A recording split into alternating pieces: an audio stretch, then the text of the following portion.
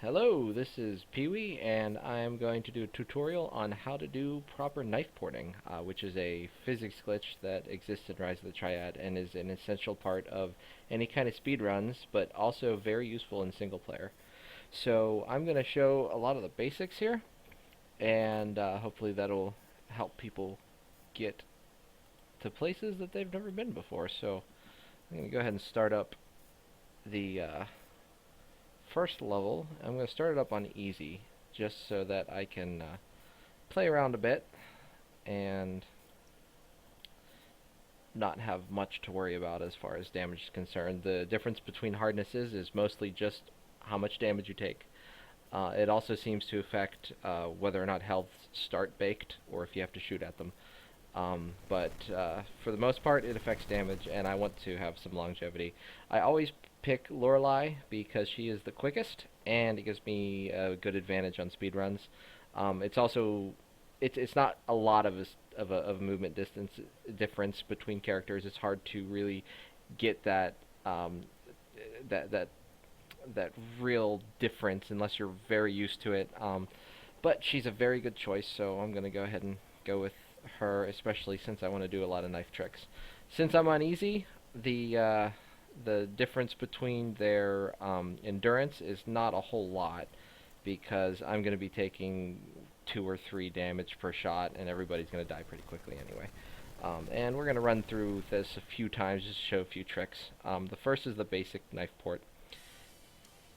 So let's get this thing all loaded up. And basically what that means is every time that I stab at a target, I will get teleported at them. A normal stab just does this. Let's go with the basic knife port. So bad guy comes up, knife port, I appear right next to him. Sometimes if you jump, doesn't work, but that's good. So basic knife port, you stab at someone, you appear there. Let's get ourselves some baked health here. Alright, so in order to get this secret, you gotta rocket jump. I don't want to rocket jump because it hurts, especially in something like ludicrous mode. So I've got another way up there. I'm going to go ahead and give myself some leverage, or some height here. I'm going to jump off this ledge, and I'm going to knife port. Let's get a better shot at that. And I'm up. And basically what happens is it takes wherever my height was and then puts me right next to him with a giant boost of speed. I know that it's not an actual teleport because you can get caught on railings, which is something very important that we'll take a look at in just a moment here. So I got this, no damage done. I mean, I got hit, and that's the one danger with knife porting. The guy you're attacking will probably get a hit off on you, but everybody else shooting at you will not adjust their aim fast enough to get the shot. So what's beautiful about it is if you're in a room full of baddies and you don't want any of them to shoot at you, you can knife port. And generally, the only person that can hit you is the one that's right next to you. So we're going to go ahead and give that a shot. So I'm going to get shot at by a lot of people. Knife port. Only that guy hit me. Same thing again, getting shot by a few people. Knife port. One guy can hit me. Alright, now let's do some ledge stuff. So I want to get over on this ledge here. Problem is there's a railing in the way, so I can still knife port. I'm going to get him to come a little closer. There we go. Oh, and one more shot. And that time I went over the ledge. Let's try this guy. He's a good example because there is a ledge you can't get through right next to him. And what I'm going to do is knife port onto the major or whatever they call them in there, and it's going to get me stuck on that window. So then once I'm stuck on the window, I can do whatever I need to get over it. So let's do this. And oh, it worked. Okay, let's try that again. Sometimes it'll put you through there, sometimes it won't.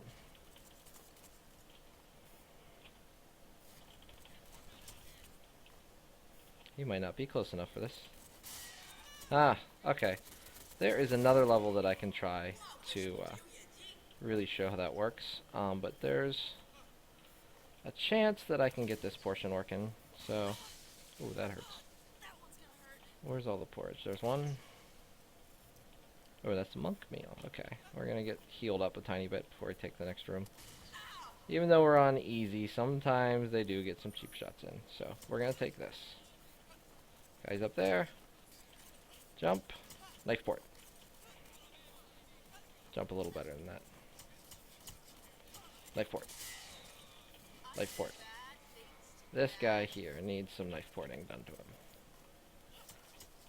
So there's a ledge right next to a railing. There's also that little the sandbag area. So we're going to get ourselves next to that ledge. And this is useful in other levels. And I will load the next level to show that in just a moment here. That did not work. Obviously, I'm not good at it on this level because there's really no place where knife porting onto a ledge is useful in this level. So we're going to go ahead and switch ourselves to the second level. Yes, I'm serious. Of course I'm serious. So what you're going to see in this one is that there is a ledge that is very, very hard to... actually, you're not even supposed to get to. You can get to it with a rocket jump, but it hurts a lot, especially if you're in the...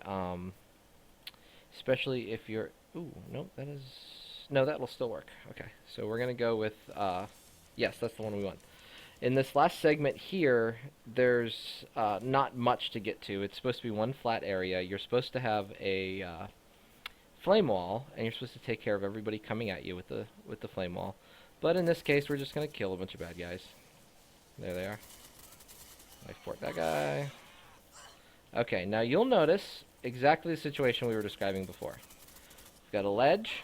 We've got a railing next to it. We've got a guy. We've got an inaccessible area. I can't get up there. I can't get up here from here. Nope, nothing. There is a way up. Sort of. You can get from the larger fence onto there. Oh, what a jerk. Alright, we're going to take care of this the easy way. Guess what I got? And I got one of those, and we're going to shoot you. Oh, screw that. Alright, sorry about that little sidebar there. Okay, so ledge, railing. I can't get him from here, even if I knife port, but I can do this. Oh, I guess it did work.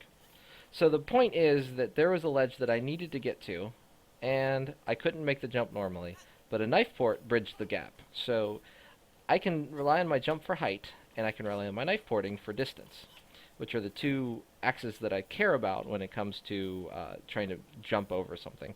Left and right movement, I mean, there's tons of air control in this game, so it does play into some things, but UT doesn't give you a lot of the basic cool things that you want. You can't start with a circle jump. It doesn't make a lick of difference. It's the same thing as a normal jump. You can't get any extra distance from bunny hop, apart from a tiny bit of momentum. So all of these typical jumping things that you're used to just ain't going to work. And another thing is you don't, as far as I know, let's give this a test, don't get a lot of horizontal movement from rocket jumps. You can get a lot of vertical, but not a lot of horizontal, and that has to do with your air control. In fact, you'll find this to be a huge problem when it comes to bouncy traps. And if you've played Bouncy House, which is a checkpoint on the room, that is one of the places where you'll see that. There's also that secret passage, same in the room. Then there's plenty of other bouncy traps. You're going to find out that the bouncy pad itself, is going to give you perfect air control. And if you let go of your buttons, it'll usually bounce you straight up, and you won't maintain any of the momentum you had before you hit the bounce. But you have so much air control that you will fall in the lava a million, trillion, billion times. So, basic, overview of how the jumping is going to work, what limitations you have, and why knife porting is so useful to get some horizontal movement when you can't really get it from other places. Now, there's one more knife porting trick that we need to talk about, and that is called the feint. And anyone who's plays tabletop RPGs will know that word, or anyone who fences, and that's a very niche audience, so I don't expect anybody listening to this to have any clue what I'm talking about. What a feint is a fake attack. when you do a fake attack, you're supposed to trick out your opponent. It is a fencing term, but it's used a lot in RPGs because, well, essentially the thief needs feats. So if he needs a skill to use to equal him up to the barbarian, then he can feint and take away somebody's armor class or something ridiculous. So we're going to go ahead and kill all these guys, cut that net. We're going to leave one of them alive. Okay, so how do you feint? Well, if I attack, I'm going to run at that guy and I'm going to stab him in the face, and it's going to take some time. But if I attack in the air, I have a split second where I can use the knife attack while it's still reloading. What that'll do is put me next to the bad guy without attacking him. So let's go ahead. Oh, we need more bodies. Okay, let's just reload. We're going to give that another try. Sometimes I don't get it quite right. Although I've done lots of practice in a couple of speedrun videos that I've made today. So let's give this one a shot. Oh, that's weird. The checkpoint's screwed up. But it doesn't matter, we just need some people. And there's actually one more trick I'm going to go ahead and go for while we're here. Kill that guy. Okay, ready? Feint. Didn't work. Alright, so one of the tricks is that you can get people from the air and it won't kill them in one hit. You will do a knife port, but you will kick them with your feet. I don't know how to reproduce it. I've done it a couple times. Let's just jump on their heads, because you can also kill them that way.